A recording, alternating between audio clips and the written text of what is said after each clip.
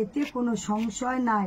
এটা হচ্ছে মার্ক পুরাণে বলছে এই কথা, মানে মার্ক পুরাণে বলছে যে যাহার অঙ্গে তিলক থাকে আর যাহার মুখ থেকে কৃষ্ণ কথা শ্রবণ করা হয় তাহাকে সব সময় তোমরা দেবতার আসনে বসিয়ে রাখবে এবং তাদেরকে দেবতা বলে জানিবে, এতে কোনো সংশয় নাই। এই জন্য যখন কোনো কীর্তনের আসন হয়, যখন কোনো হরিনামের আসর হয়, যখন কোনো মানে অষ্টপ্রহর আদি হয়, দেখবা কেউ তিলক দেওয়ার জন্য ব্যস্ত হয়ে যায় আর কেউ তিলক নেওয়ার জন্য ব্যস্ত হয়ে যায়। তার মানে তুমি এখনো ঠিক ছিলে না, তুমি সাজো, আগে বৈষ্ণব সাজো। ওই আসনে তো বসে পড়ছো, ওই আসনে বসার যোগ্য হইছ কি? ওই আসনে বসার যোগ্য হতে গেলে তোমাকে আগে কণ্ঠে কণ্ঠী ধারণ করতে হবে আর ললাটে তিলক ধারণ করতে হবে।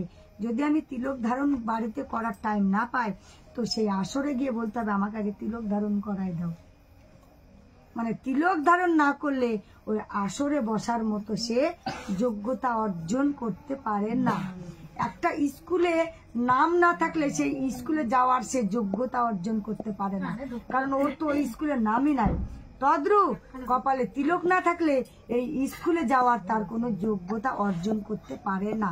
এই স্কুলে আসতে গেলে আগে কণ্ঠে তোমাকে কণ্ঠী ধারণ করতে হবে, সে তুমি বাড়িতে করো আর না করো। এই স্কুলে আসতে গেলে তোমাকে কণ্ঠে কণ্ঠী আর ললাটে তিলক তোমাকে ধারণ করতেই হবে। এটা হচ্ছে এই আসরে আসার প্রথম শিক্ষা, এই আসরে আসা।